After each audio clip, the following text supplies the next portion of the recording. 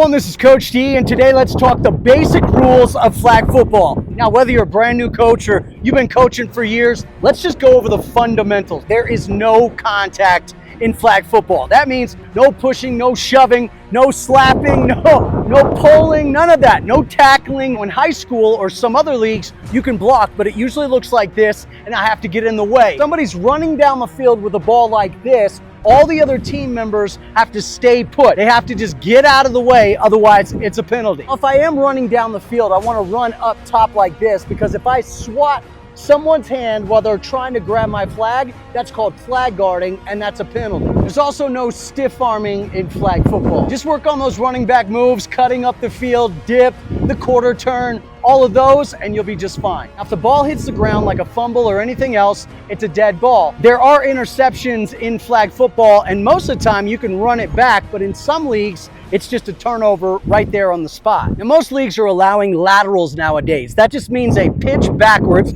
making sure it's a backward pass. The person has to be behind you. You can do that behind the line of scrimmage. You can even do that past the line of scrimmage. You're running down the field, you want to lateral it, that's okay. And there's not usually a rule on how many laterals you can do. Just be careful, because if somebody drops it or there's an interception, that's usually a dead ball, or they can run it back. Now, forward passes are still behind the line of scrimmage. So for example, I could do a lateral behind the line of scrimmage, and then that person could do a forward pass, but you cannot do forward passes once you've passed the line of scrimmage. All players are an eligible receiver, meaning your center or anyone else can get the ball. Meaning if I was to lateral it to someone behind me, I now as a quarterback can be an eligible receiver, so I can go out for a pass. When it comes to rushing, you can have as many rushes as you possibly can. In most youth leagues, they have to be 7 yards off the line of scrimmage, but in high school, college, and older leagues, they're usually 1 yard off the line of scrimmage. Now, if I'm rushing the quarterback, I'm going after their strong side, doing that snow plow, forcing them over to their weak side,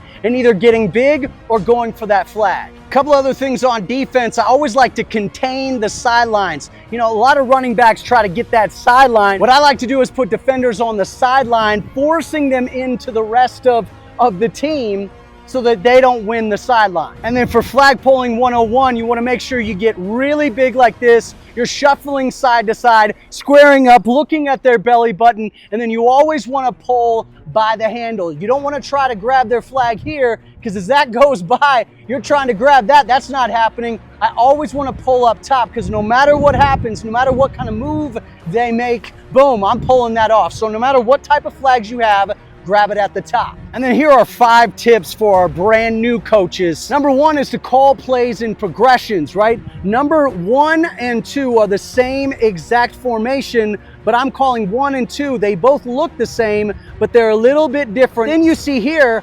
4, 5, 6, 7, and 8. They are all tight formation.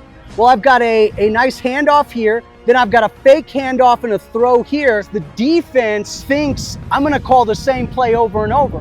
So I usually like to do a run play, then a short pass play, then another run play, then I go deep over the top. This way the defense doesn't know if I'm gonna do a run play and they need to come up, maybe a short play, it goes over their head, so maybe they need to back up, or I'm gonna go deep. So I'm always making them guess, but I'm using the same formation throughout. Number 2 is to teach your plays by turning them into a drill. If I have a specific route that I'm trying to get, or let's say I'm doing a fake handoff and a fly down the field, then I'm gonna turn that into a drill. Fake and fly, fake and fly, fake and fly. Instead of running the same play over and over, hoping everybody can come back and remember, no, I just drill it over and over. So if I'm supposed to do a fake handoff and a handoff, then I'm just gonna drill it. Okay, we've got a line of running backs here, and we've got a line of running backs here. I go fake, handoff, fake, handoff, fake, handoff. Then I'm gonna do it the other side, fake,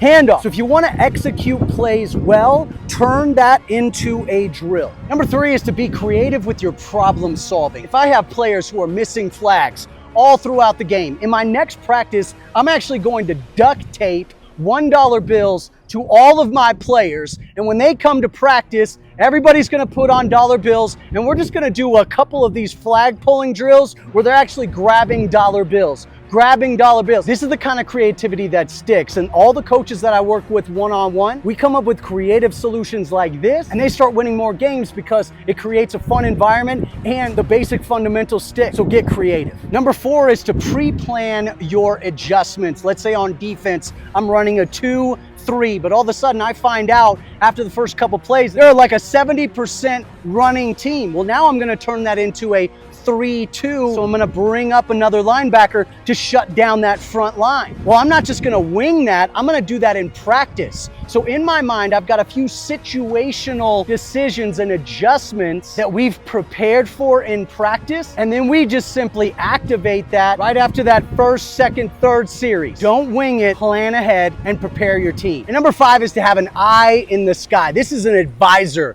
that is watching, let's say, the offense when you're on defense, and they are watching for the fastest player, their go-to. What type of plays are they running? Do they go left or right? Do they have a strong quarterback? They're watching, let's say, on defense, who is their strongest player? Where are the gaps in the offense or defense? What are the plays that are super effective, and who should go in which position? So before every practice or every game, you want to sit down with that advisor and ask them, okay, here's what I want you to focus on today, and I want you to share that information with me. See, my sister-in-law attended every single practice, and I would go to her and I'd say, okay, which plays are we executing the best on? Coach, you don't have to do this alone. Whether you have an assistant or you don't, you should be focusing on the game and doing what you do best while they look at the specific details that you've mapped out. Now, in my next video, I'm gonna walk you through who do I put in to which position on offense, on defense. We're gonna talk about what are the strengths or the weaknesses that I'm looking out for, how do I identify them, and then what does my rotation look like. In the meantime, make sure you go to flagfootballwithcoachd.com, grab that new coach bundle. That'll give you everything you need to crush it as a complete coach. Oh yeah, and make sure you subscribe. We'll see you in the next video. Take care.